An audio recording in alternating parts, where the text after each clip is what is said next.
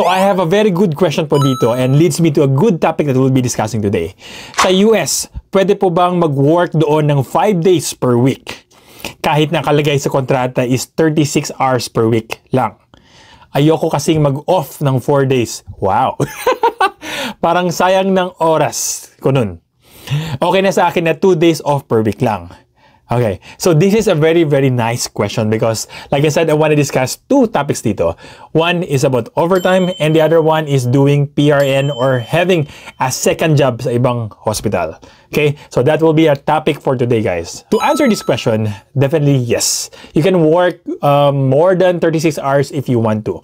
Typically, 36 hours na yun is yung minimum requirement na pwede mong gawin per week. Yun ang nire-require ng hospital or your agency mo na mag-work dito sa unit na to. Okay, so that's the minimum one. Pwede ka mag-work ng overtime if may available na pag-duty-an or slots for you. And kailangan ng census or kailangan ng staffing. Okay? Because some days, minsan, walang masyadong pasyente. So, baka hindi ka pagbigyan ng overtime. But if kailangan ka nila, and usually, yes, kailangan ng mga nurses talaga dito. So, you can work like 4 or 5 days per week if kailangan. Okay? But it really depends sa unit. Sa current hospital ko ngayon, medyo malaking hospital ko eh. So, you can really work and if you wanna pick up po, sabihin nyo lang sa management na gusto mag-pick up sa araw na to, ililista ka nila. Kung sobra ka, ang gagawin nila is ilalagay ka sa ibang unit. So, kung saan unit na kulang, doon ka i-fill in. So, it kinda helps in a way kung gusto mo talaga mag-overtime ng pera, yes, you can grab those things. Pero kung sa mga maliliit na hospital like yung previous place ko before, since maliit nga, walang masyadong opportunity for overtime kasi lahat nag-aagawan to do overtime. So, medyo nahihirapan kami doon kumuha ng extra work. But it depends on the month or the season. Okay? So, ngayon doon naman tayo sa main topic, guys, is about getting a second job. Okay? Pero ang tanong, why would you want to work a second job sa ibang hospital? Okay? So, that is a question. So, ito guys, yung mga advantages and disadvantages. Okay, so advantages, normally, if you're gonna work sa ibang hospital, guys, normally you're allowed to do that. Sa ibang agency, nagre-require lang sila ng permiso or verbal consent, kuno, but you don't really have to kung wala nakalagay sa kontrata mo, as long as it doesn't affect yung primary kontrata mo sa particular main hospital mo. Okay, example, nag-work nga ako 36 hours doon, kung ano mang second job ko, dapat hindi mag-interfere sa schedule na binibigay nila. So, yung second job mo, siya mag-adjust ng schedule based on sa first schedule ng sa primary work. Okay? So, something like that. So, back to the question, why do you want to work a second job?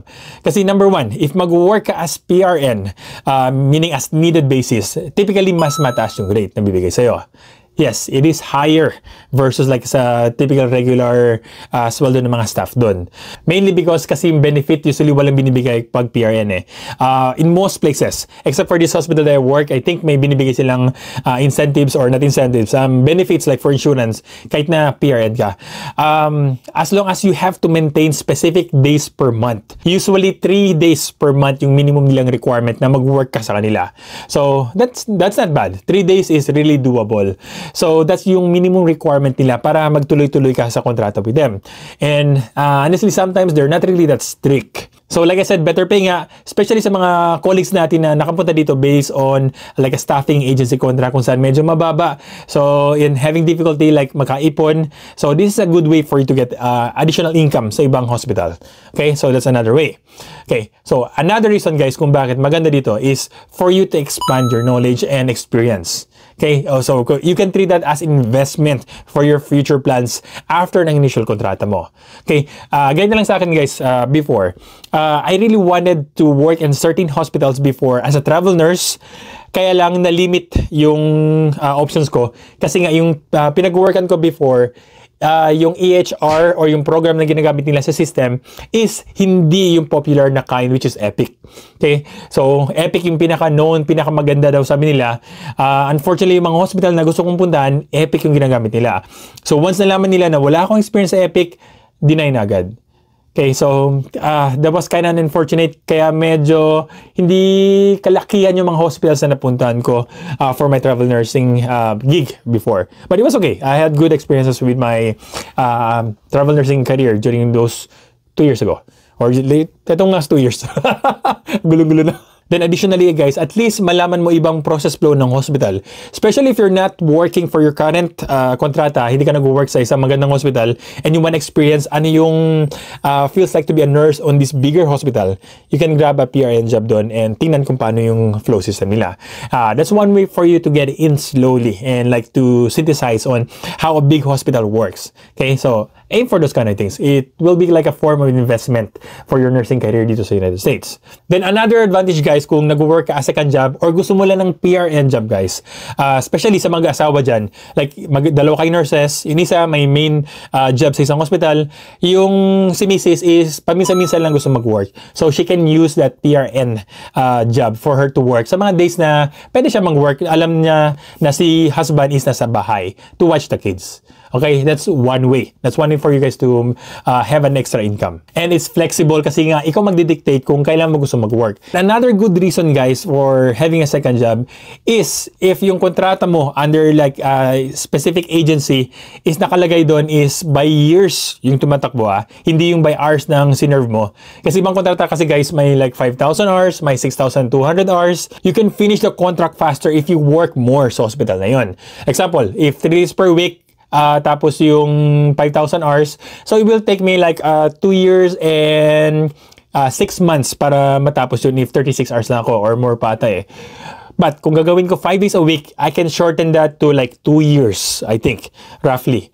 So, ganun. So, see what I mean? So, isa sa mga advantages yun if yung kontrata mo is by hours. Okay? But, some of our colleagues po is nakakontrata based on the number of years. So, kung nakontrata ko doon na per years talaga, like for 3 years service, walang yung based on hours, then medyo lugi ka. Okay? So, kahit na mag-work overtime sa kanila, yung number of hours mo hindi po mabatak. Tapos, if yung rate hindi ganun kataas for the overtime rate, so, you know, like lugi ka. So, I would rather not and would rather work in a different place na lang. But of course, we have to do the math, okay? So, make sure to do that first.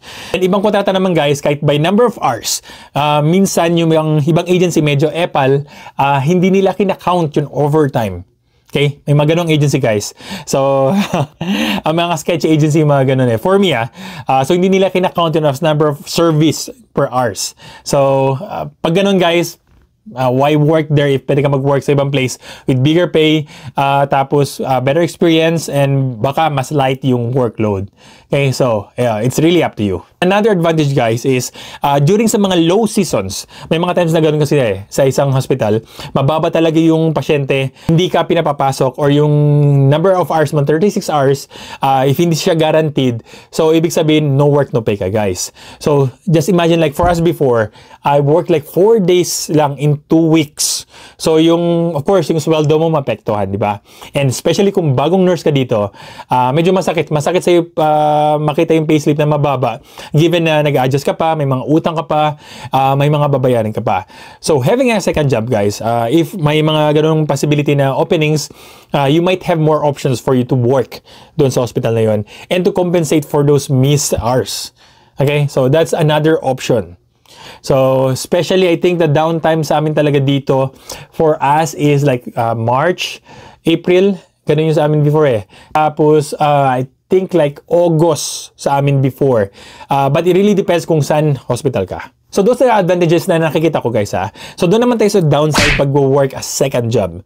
Okay, number 1 is, of course, less rest. Okay, so given na yun. Like si Kuya, gusto niya na more work, less rest. Sana all. But typically, baka pagdating mo dito, baka magbagong isip mo.